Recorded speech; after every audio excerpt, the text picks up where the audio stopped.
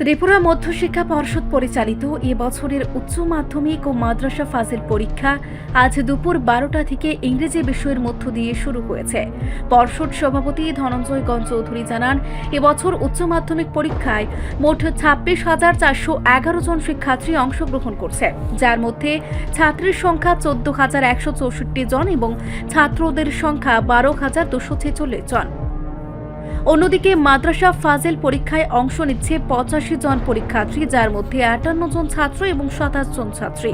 এই উচ্চ মাধ্যমিক ও সমমানের পরীক্ষাগুলি রাজ্যের মোট 62টি কেন্দ্র ও 99টি ভ্যানুতে আয়োজিত হচ্ছে। পাশাপাশি মাধ্যমিক পরীক্ষার পরিসংখ্যান দেখা যাচ্ছে, এবছর মোট 32,404 জন পরীক্ষার্থীর মধ্যে 14,629 জন ছাত্র এবং 17,375 জন ছাত্রী রয়েছে। মাদ্রাসা আলিম পরীক্ষায় অংশ নিচ্ছে 155 জন। মাধ্যমিক পরীক্ষা রাজ্যের 69টি কেন্দ্রের অধীনে 145টি ভ্যানুতে অনুষ্ঠিত হচ্ছে। পরীক্ষার্থীদের এই নতুন পথ চলায় শুভেচ্ছা জানিয়ে মুখ্যমন্ত্রী অধ্যাপক ডক্টর মানিক সাহা সামাজিক মাধ্যমে লিখেছেন যে এই পরীক্ষা শিক্ষার্থীদের জীবনের এক নতুন অধ্যায়ের সূচনা। তিনি তাদের আত্মবিশ্বাস ও ইতিবাচক মনোভাব নিয়ে এগিয়ে যাওয়ার আহ্বান জানান এবং শিক্ষার্থীদের পরিশ্রম যেন সাফল্যে পরিণত হয়, একটি উজ্জ্বল ভবিষ্যতে গড়ে তোলে সেই শুভকামনা ব্যক্ত করেন। 2026 সালের আজকে উচ্চ মাধ্যমিকের পরীক্ষা শুরু হচ্ছে ত্রিপুরা মধ্যশিক্ষা পর্ষদের। আমাদের উচ্চ মাধ্যমিকের জন্য সারা ত্রিপুরায় মোট পরীক্ষা সেন্টার আছে 62টা আর ভেন্যু আছে 99টা। আর উচ্চ মাধ্যমিকে মোট পরীক্ষা দেবে 26,502 জন। তার মধ্যে ছেলেদের সংখ্যা 12,357 আর মেয়েদের সংখ্যা 14,145।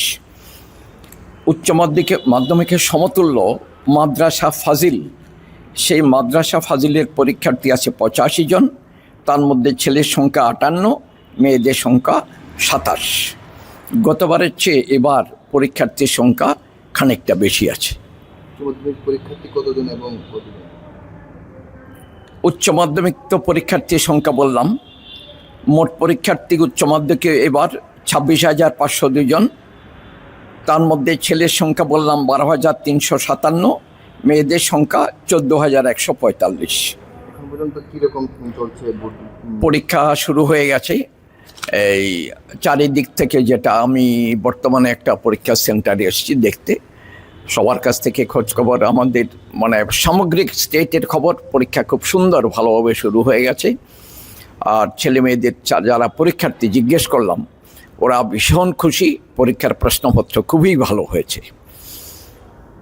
আপনাদের যারা আছেন প্রত্যেকে পরীক্ষার ব্যাপারে যারা শিক্ষক শিক্ষিকা আছেন অত্যন্ত যত্ন সহকারে ছেলেমেয়েরা যেন পরীক্ষা দিতে পারে চেষ্টা করে দেখবেন।